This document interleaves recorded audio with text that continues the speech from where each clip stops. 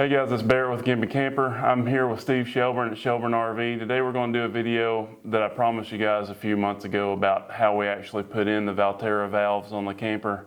You know, I started this project out by myself, and after a few lengthy cursing sessions, I decided to turn it over to Steve.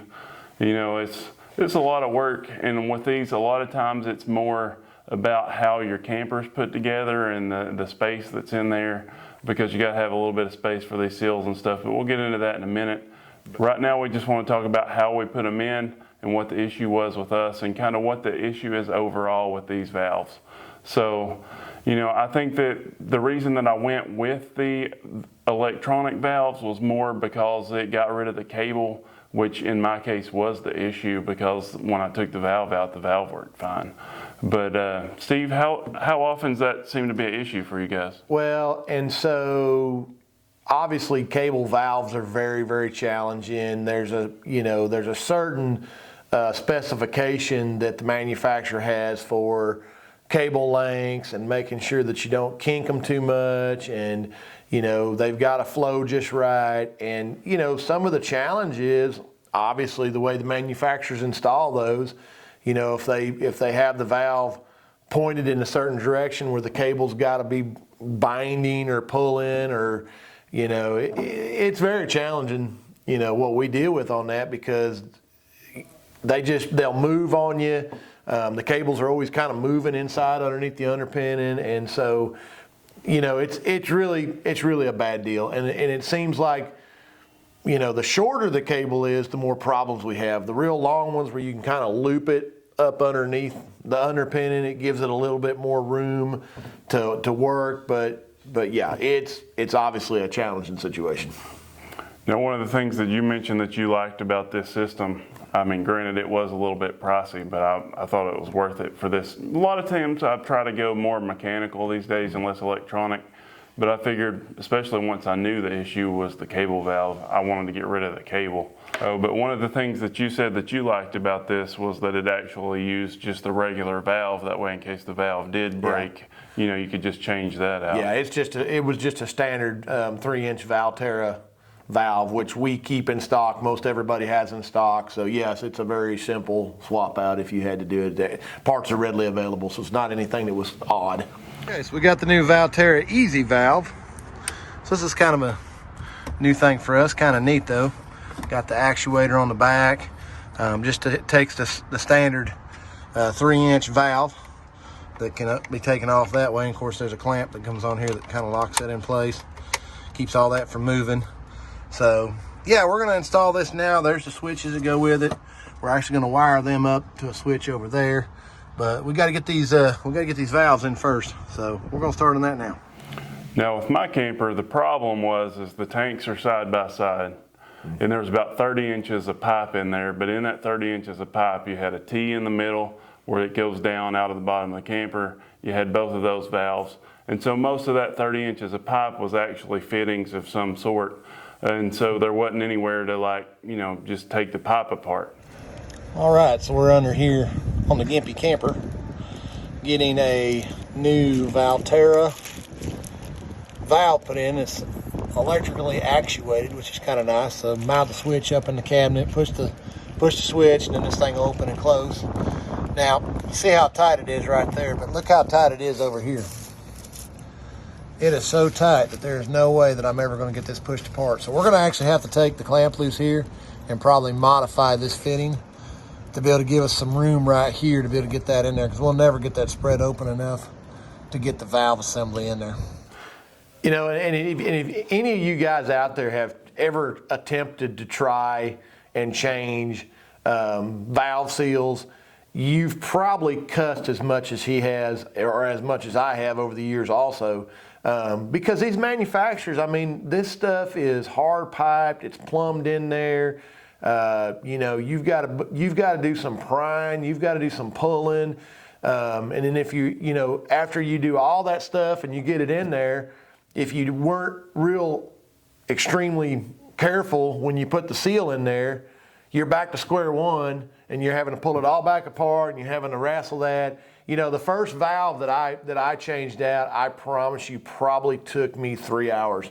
because of how difficult it was, where it was located at, you know, how tight the pipes were when they put it together. I mean, manufacturers really don't think about that kind of stuff for later on when it comes.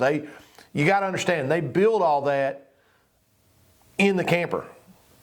They don't have to worry about pulling that valve back out. They don't have to worry about doing all that. And so, yes, some of them are very easy. Some of them are very challenging. You know, Barrett, I had one in here about a year ago. The guy, we put valve seals in it and put water in the tank, made sure it didn't leak. Guy took it home, called me about 2 weeks later, just sideways with me, because the valves were still leaking. I'm like, there's no way. So he brought it back up. We checked it, wasn't leaking, took it back to campground, called me again, still leaking. He was so mad at me. So he brought it back down and he said, I'm going to watch you guys work on it while you got it apart so I can see what's going on. Well, what we didn't realize was when we were water testing it, and you got to remember, we only put maybe a third of a tank of water in that tank to check that. But after we had actually filled the tank up was when the tank started leaking. And what was happening was, because no bracing underneath the tank, the tank was swelling and was actually pulling the valve apart enough where the seal was actually leaking in it. So how did we resolve that? Well, we resolved that the same way we resolved your problem. And we went in there and there was actually enough 3-inch pipe in there that we were actually able to cut the pipe and put in a 3-inch boot. And so that actually gave us enough room where we could slide the boot off and then pull the whole assembly out, slide it back in, pull the boots over, tighten the boots up, and we were able to get that. And in that case with the other gentleman, that gave us enough of that flex with the tank when it was full with those boots that was actually able to help us get those in and out and not have no more problems. But yes, it's a challenge, it's a pain, and if you guys have done that, you know his pain, you know my pain. Anybody out there that's done valves, they suck. So what happened with mine is I actually got one off. I came up here first and talked to somebody, and he said, you know, sometimes what we do is we take like a ratchet strap and put on both sides and kind of pull it apart just gently. I tried that, it didn't help, but I did get one side on, and then I thought before I try the other side, which looked impossible because there's about a 1/2 inch of clearance and about 1.5 inch thick gate there, I didn't figure that was going to go too well, but I thought I'll try this one first.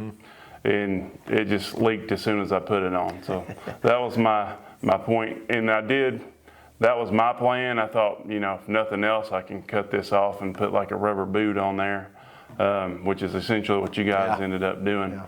But it was still a pain for everybody. It's quite a few shop hours, you know, that they worked on it after I brought it up here.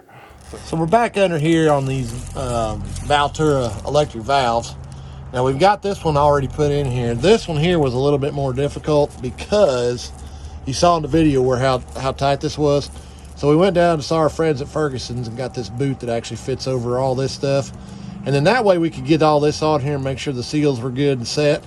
And then we slid the boot on to make sure everything was good, because this stuff is just so tight under here. It's just a nightmare to try to get it in there. So next thing we're going to do now is we're going to go ahead and get the switches put on. So it wasn't just because I didn't have a lot of experience in this. No, and it is challenging, and you got to understand, you know, not only do we have to try to get that out, put it back together, make sure it don't leak, but now the underpinning situation. You know, you guys have seen those. That corrugated underpinning is very difficult to deal with. I mean, how do you get in and get out of that stuff without having, you know, it blow apart going down the road, and then you got air blowing in there. So, you know, it's not, when you guys take these things in and you go, hey, I just want a valve change, and it ought not to be a big deal, you know, you got to keep in mind, how did the manufacturer put it in there? How did they do the underpinning? You know, how do we got to get that stuff put back in where it won't fall apart or leak, or, you know, there's several hours. And again, his now are easy. I mean, that electronic valve works great. It's push button, it opens and closes. You know, there have been times even when we've put cable slides back in, especially like on yours, Barrett, where the cable might still be binding and not completely closing 100%. So, you know, it's not as easy as just, hey, let's throw a valve in it, let's throw a cable in it, let's just put it back together. You know, it's not always that simple as that.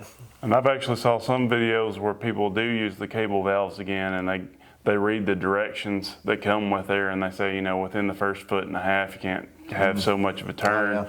And so they try to make it more compliant with that. And I've actually saw a couple of videos where people actually drill big holes in their frame just to accommodate that cable. Yeah. And so I thought, To keep it from moving. Yeah. Yeah, and it's obviously a challenge when you start talking to that. But I think the Valterra, again, that part was a little pricey. Most people are, you know, unless you're just gonna try to, you know, have less problems there, most people aren't gonna spend the money on that, I don't think, especially with the people I deal with. But as far as how it works, what it does exactly what it says it does. It once we got it in there, once we got the switches mounted, I think it's a great product. Yes, it is probably more expensive, but as far as the ease, it is very easy to use. All right, so we just finished up installing the easy valve. We've got everything put in there. Now you guys kind of saw where we had a little bit of problems with the actual just physical piping being too tight. Resolved that with the rubber boot. Got the switches mounted right there. They turned out real nice. Everything works real smooth, and we've got water in the valve right now, or in the tank. See, there you go. Obviously close it. Water's gonna stop flowing. Now, obviously there's a long pipe in there. It's got to dribble some of that water out of there, but with it nice and closed like that. Now he's got this other Valterra valve on there just in case, because he had some issues with the actual cable valves. So now that we've got that bypassed, we've got the switches right there, so everything's working good. you know, talking about those seals being hard to put in, because, you know, I told you mine was messed up, and so they had to redo all of that. Well, you know, took it to Michigan, called Steve, and I was like, my camper's leaking, and I couldn't figure out why. And it only seemed to be leaking whenever I was like getting ready to dump, because I got the external like Valterra valve on the end of the tube there just to hold any issues, because that's what was happening initially. Is I was having my black tank wasn't closing, the gate wasn't closing down all the way because the cable was messed up. First I thought maybe there's some junk in there kind of holding it, but I thought the more it happened and the worse it got, I thought no, it's got to be an issue with the whole assembly, and it was the cable. But you know, after I took it up there, the issue is whenever I would open the valve, and the valve on the end of the pipe was still closed, it was leaking, and that was because the seal on the outside of the tank, not the inner side of the tank, because that one was keeping it in there whenever it was closed. But whenever it was opened and you was draining it, especially if it had a little bit of backup on it, it was leaking a little bit. So I know that Steve would have took care of that if I would have brought it back, but I was up in Michigan and it was getting on my nerves, so I tore it apart, and then I put it back together. But the boot made things a whole lot easier, didn't it? It still wasn't easy. I still didn't have a lot of room. But it made it a whole lot easier. Yeah, it was a lot easier than what it was the first time.